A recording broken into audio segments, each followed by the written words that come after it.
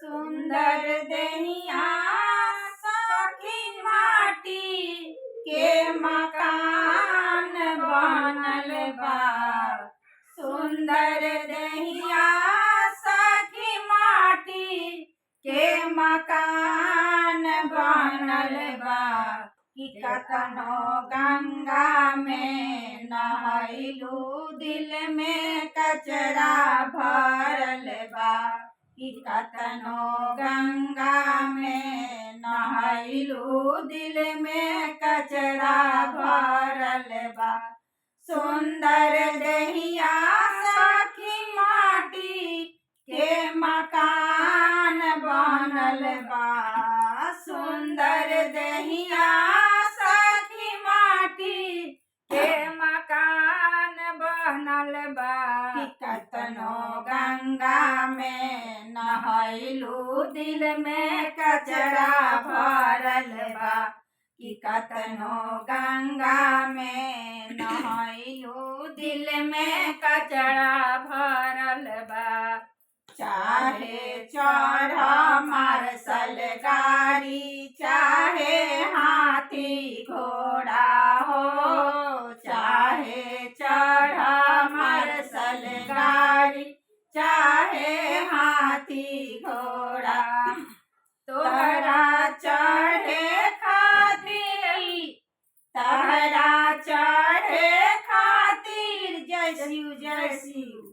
तहरा चढ़े खातिर बांस के मचान बनल बा। तहरा चढ़े खातिर बांस के मचान बनल बा।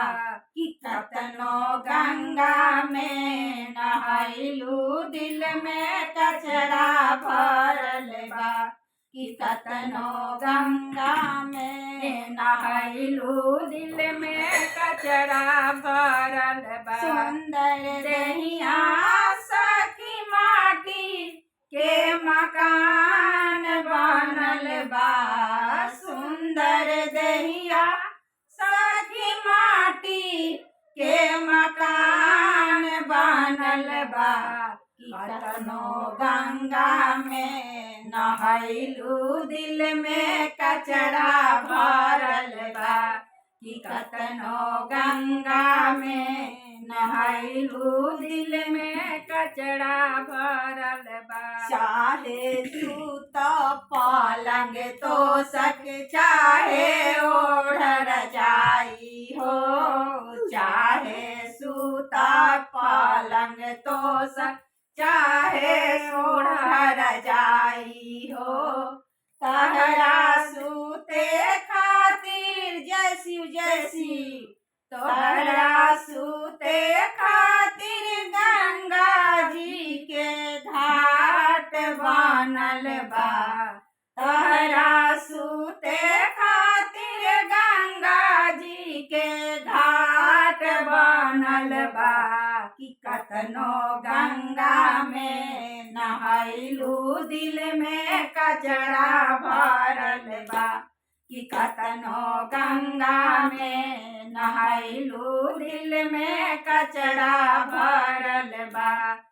सुंदर देहिया सखी माटी के मकान बनल बा। सुंदर देहिया सखी माटी के मकान बनल बा। कि कतनो गंगा में नहैलू दिल में कचरा भरल बा। कि कतनो गंगा में नहैलू दिल में कचरा भरल बा।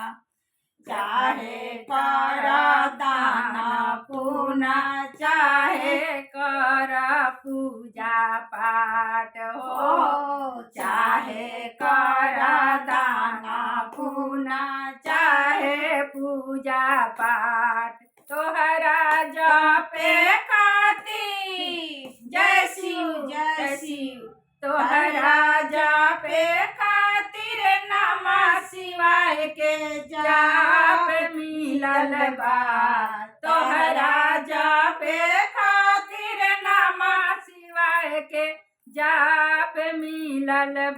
कि कतनो गंगा में नहाइलू दिल में कचरा भरल बा कि कतनो गंगा में नहाइलू दिल में कचरा भरल बा। कतनो गंगा में नहाली मगर दिल के मैल निकालब तबे शिव गुरु से भेंट होई, मुलाकात होई।